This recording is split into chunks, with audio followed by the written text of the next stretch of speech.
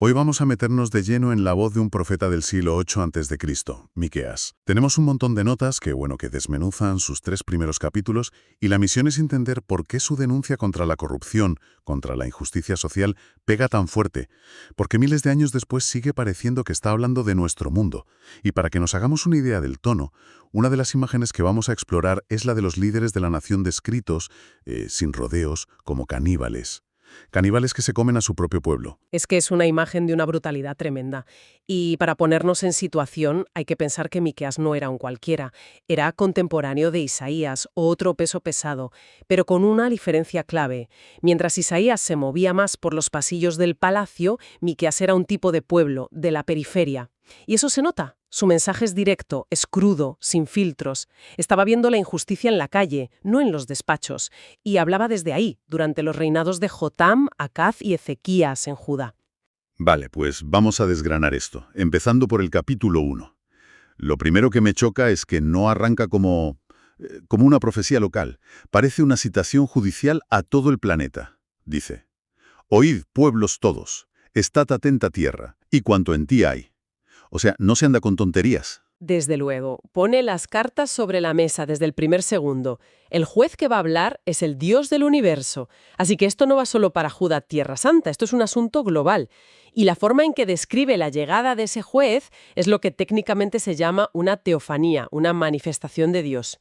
Pero Miqueas lo lleva a otro nivel. Es que la imagen es potentísima. Dice que Dios desciende y los montes se derretirán debajo de él y los valles se hendirán como la cera delante del fuego. No es una tormenta, es como si la propia realidad física se deshiciera ante su presencia. Es una demostración de poder absoluto. Sí. Y lo más interesante es que justo después de esta escena cósmica, que parece sacada de una película de catástrofes, el texto te da la razón de todo, en el versículo 5. No es un capricho divino ni un desastre natural. Dice textualmente que es por la rebelión de Jacob y por los pecados de la casa de Israel. Y va más allá. Señala los epicentros del problema, las capitales. La rebelión de Israel tiene su nido en Samaria y el pecado de Judá en Jerusalén. Son los focos de la infección. Y la profecía contra Samaria es de una precisión que asusta. Dice que se convertirá en montones de ruinas y sus piedras acabarán rodando por el valle. Nuestras notas apuntan a un dato clave. Esto se cumplió al pie de la letra en el 722 a.C., cuando los asirios la borraron del mapa. El que leyera esto después de esa fecha tuvo que quedarse helado, ¿no? Totalmente. Y no solo predice la destrucción, sino que diagnostica la enfermedad moral. Dice que toda la riqueza de Samaria, construida sobre la idolatría, era paga de rameras. Es una metáfora durísima sobre la infidelidad espiritual. Habían cambiado su pacto con Dios por otros dioses, y el dinero que sacaron de esa prostitución espiritual sería saqueado. Es un ciclo de corrupción que se perpetúa. Pero en medio de este juicio tan severo, lo que me parece muy revelador es cómo reacciona el propio profeta. No se pone en plan, os lo dije. Todo lo contrario, se desgarra de dolor. Dice que aullará como los chacales y se lamentará como los avestruces. Es el lamento de alguien que ve venir el desastre sobre su propia gente y le duele en el alma. Esa es una tensión fundamental en los profetas. Son la voz del juicio de Dios, pero a la vez son parte del pueblo que va a sufrir. No hablan desde una torre de marfil, sienten la tragedia en carne propia. Su corazón está roto, igual que lo está el de Dios, según su mensaje. Y después de este lamento, el capítulo se lanza a un recurso literario que, según las notas, es una maravilla que nos perdemos en la traducción. Un juego de palabras con los nombres de varias ciudades de Judá. Es una genialidad poética y mnemotécnica. En hebreo, cada nombre de ciudad evoca el castigo que le va a caer. Por ejemplo, se dirige a la ciudad de Gat y la orden es no lo digáis en Gat, porque Gat suena parecido al verbo contar o anunciar. Es un juego de palabras para decir que nuestros enemigos no se enteren de nuestra desgracia para que no se rían. Espera, entonces, el nombre de la ciudad ya contenía la semilla de su propia condena. Eso es, escalofriante y brillante a la vez, es como si el destino estuviera escrito en el mapa. Hay otro ejemplo en las notas que es increíble. Bet el Afra, que significa casa del polvo, y la profecía es revuélcate en el polvo. Es que no puede ser más directo. Exacto. O Maresa, que suena como heredero en hebreo, y Miqueas anuncia que un heredero, o sea, un conquistador, la tomará. No es solo un adorno literario, es una forma de grabar el mensaje a fuego en la memoria de la gente. Cada vez que alguien pronunciara el nombre de su propia ciudad, recordaría la advertencia del profeta. Después de pintar este cuadro de juicio a escala cósmica, con montañas derritiéndose y ciudades cuyo nombre es su sentencia, Miqueas de repente baja el zoom de una forma brutal, ¿no? En el capítulo 2 pasa del cosmos a la codicia del día a día, a lo que pasa en las casas y en los campos. Es un cambio de plano magistral. Y empieza con una frase que pone los pelos de punta. Ay de los que en sus camas piensan iniquidad y maquinan el mal. Lo que está denunciando es una maldad premeditada, a sangre fría. No es un error, no es un desliz. Es gente que pasa la noche planificando cómo van a fastidiar al prójimo y por la mañana lo ejecutan. ¿Y por qué? El texto lo dice con una simpleza aterradora, porque está en la mano de su poder. Es la ley del más fuerte en estado puro.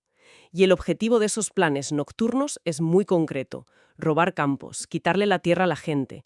En nuestro mundo eso ya es grave, pero intuyo que en el antiguo Israel era mucho peor, muchísimo peor.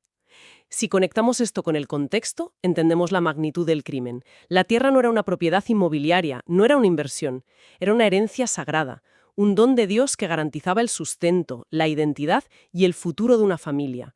Robarle la tierra a una familia era como borrarla del mapa, era condenarla a la miseria y a la irrelevancia social, era atacar el fundamento mismo de la sociedad. Me llama la atención la respuesta de Dios aquí. No es un castigo genérico. Es increíblemente específico, casi irónico. Las notas lo llaman la ley del talión divina. ¿Qué nos dice esto sobre la concepción de la justicia divina en el mensaje de Miqueas? Nos dice que para Miqueas la justicia de Dios no es arbitraria, es perfectamente simétrica. El versículo 3 lo deja clarísimo. Así ha dicho Jehová: he aquí yo pienso contra esta familia un mal. Es un eco directo. Ellos piensan el mal en sus camas por la noche y Dios piensa un castigo para ellos. El castigo es que ellos mismos perderán sus tierras. Un invasor vendrá y se las quitará, y no habrá nadie que las reparta de nuevo. El castigo encaja como un guante con el crimen. Es una lección de que cosechas lo que siembras. Y en mitad de esta denuncia social tan potente aparece otro frente de batalla, el de Miqueas contra los falsos profetas. Los poderosos y los corruptos que se están beneficiando de este sistema intentan callarlo. Le gritan: no profeticéis. Claro, es la reacción clásica. No quieren que una voz con autoridad le ponga nombre a su pecado y anuncie las consecuencias. Lo que buscan es un mensaje que les tranquilice la conciencia, que les diga que sigan así, que todo va bien. Es increíble. La gente no quería que les dijeran la verdad. Preferían que les mintieran bonito. Y Miqueas lo clava con un sarcasmo brutal en el versículo 11. Dice que el profeta perfecto para este pueblo sería un mentiroso que les dijera: yo te profetizaré de vino y de sidra. Es una crítica demoledora a esa demanda de una religión a la carta. Una fe que no te incomode, que no te exija cambiar. Quieren un profeta que bendiga su estilo de vida, que les hable de prosperidad y de fiesta, no de justicia para el pobre. Es un peligro increíblemente actual, ¿sabes? El de buscar voces que simplemente confirmen nuestros prejuicios y nos den permiso para seguir como estamos. Pero justo cuando todo parece perdido, cuando el panorama es de juicio y corrupción total, al final del capítulo hay un giro de guión brutal. Los versículos 12 y 13 de repente hablan de esperanza. ¿De dónde sale esto? Teología profética, el juicio, por justo y necesario que sea, nunca es la última palabra de Dios. Siempre, siempre hay una promesa de restauración para un remanente, para los que queden. Y la imagen que usa es preciosa. Dios actuando como un pastor que reúne a su rebaño disperso y asustado y lo lleva a un redil seguro. Después del caos, promete orden y protección. Y en esa escena aparece una figura misteriosa y muy potente: el que abre el camino, que en hebreo es Japoretz, a veces traducido como el rompedor. ¿Quién es? Es una figura claramente mesiánica, un libertador. La imagen es la de un pueblo atrapado, como en una prisión o un corral, y este rompedor va por delante y abre una brecha en el muro para que puedan escapar. Es el que lidera la huida hacia la libertad. Y la imagen culmina de una forma asombrosa. Dice que su rey irá delante de ellos, y a la cabeza de ellos, Jehová. No es solo un líder humano, Es Dios mismo abriendo el camino y guiando a su pueblo fuera del cautiverio.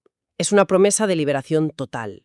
Eso nos deja a las puertas del capítulo 3, que si los dos primeros eran duros, este ya es un ataque frontal. Miqueas deja de lado las metáforas cósmicas y apunta directamente al corazón del poder. Gobernantes, sacerdotes y profetas.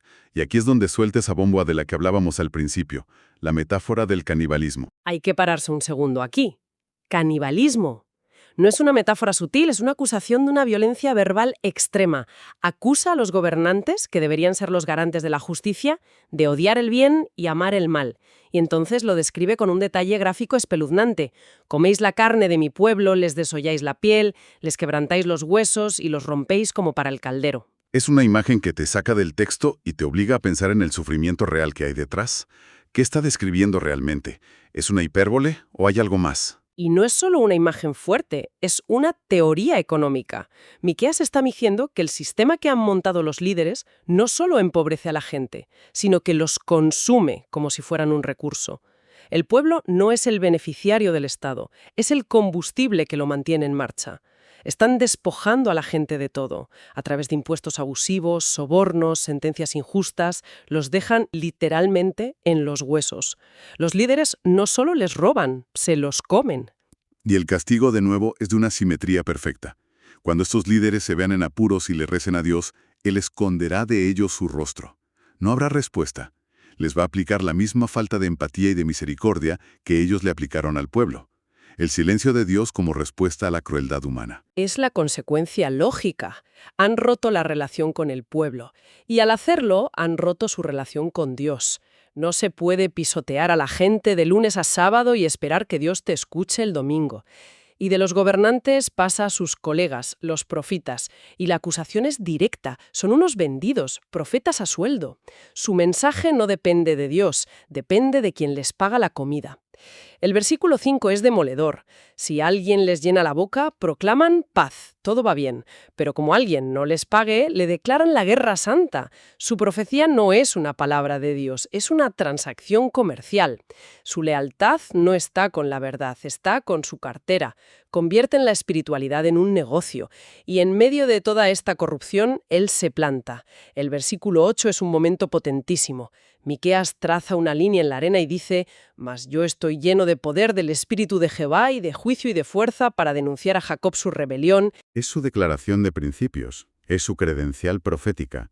Les está diciendo: vosotros habláis por dinero, vuestro poder viene de vuestro estómago, mi autoridad viene del Espíritu de Dios, y mi misión no es daros masajes en el ego, es deciros la verdad por muy dura que sea. Es una afirmación de integridad y de vocación en un mundo donde todo está en venta. Y con esa autoridad lanza su diagnóstico final, que es el colapso total de las instituciones. Las notas lo resumen muy bien. Los 3 pilares de la sociedad están podridos por el mismo mal. Exacto.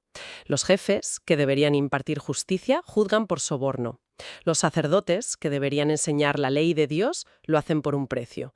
Y los profetos, que deberían dar guía espiritual, adivinan por dinero. La justicia, la religión y la verdad se han convertido en un mercado. Todo tiene un precio. Y eso es el colapso de una civilización. Y lo más loco de todo es la ceguera que tenían. A pesar de este desastre moral, se sentían seguros. Se apoyaban en la presencia física del templo en Jerusalén y decían: ¿no está Jehová entre nosotros? ¿No vendrá mal sobre nosotros? Pensaban que el edificio era como un amuleto. Confiaban en el símbolo externo mientras pisoteaban todo lo que ese símbolo representaba. Es la desconexión total entre la religión y la ética. Creían que mientras hicieran los rituales correctos, Dios estaría de su lado, sin importar cómo trataran a los pobres o a las viudas. Miqueas les dice que están radicalmente equivocados, y por eso suelta la profecía final, que es la consecuencia devastadora de esa ceguera. Por tanto, a causa de vosotros, Ción será arado como campo, y Jerusalén vendrá a ser montones de ruinas. Es la aniquilación total. Por cierto, un dato histórico increíble que aparece en las notas es que esta profecía fue tan impactante que, 100 años más tarde, le salvó la vida al profeta Jeremías. Cuando lo iban a matar por profetizar algo parecido, los ancianos recordaron las palabras de Miqueas y dijeron: «No lo matamos porque Miqueas ya lo dijo», y el rey de entonces se arrepintió. Ciencia de la nación durante generaciones. Entonces, Si juntamos todas las piezas de estos 3 capítulos, ¿qué es lo que queda? ¿Cuál es el mensaje central que Miqueas nos está lanzando? El mensaje es cristalino y, la verdad, bastante incómodo. Miqueas demuestra que a Dios le importa infinitamente más la justicia social, la ética y cómo tratamos a los más vulnerables, que toda la parafernalia religiosa. La verdadera adoración no se mide por cuántos sacrificios haces en el templo, sino por si eres justo en los tribunales y honesto en el mercado. De todo lo que hemos hablado, me quedo con varias ideas muy claras. La primera, que el pecado no es una idea abstracta. Tiene consecuencias reales, físicas. Destruye ciudades y vidas. Totalmente. Segundo, que la corrupción de la élite, de los de arriba, es un cáncer que acaba destruyendo a toda la sociedad. El sistema se pudre desde la cabeza. Tercero, que siempre existe esa tensión entre el juicio inevitable contra el mal y la promesa de Dios de esperanza y restauración para un remanente. El juicio no es el fin de la historia. Y por último, y quizá lo más potente, es que la religión sin ética no solo es inútil, es una ofensa a Dios. Los líderes de Judá pensaban que sus ceremonias les compraban el favor divino, y Miqueas les grita que Dios rechaza una adoración que convive con la explotación del prójimo. Lo cual nos deja con una pregunta final para darle vueltas. Miqueas denunció a una élite que se escondía detrás de un gran símbolo religioso, el templo, para justificar y ocultar una opresión sistémica. Esto nos obliga a preguntarnos hoy, ¿de qué manera nuestras instituciones actuales, políticas, económicas o incluso religiosas, usan una fachada de rectitud, de tradición o de progreso para perpetuar injusticias que benefician a unos pocos a costa de la mayoría? La pregunta de Miqueas sigue muy abierta.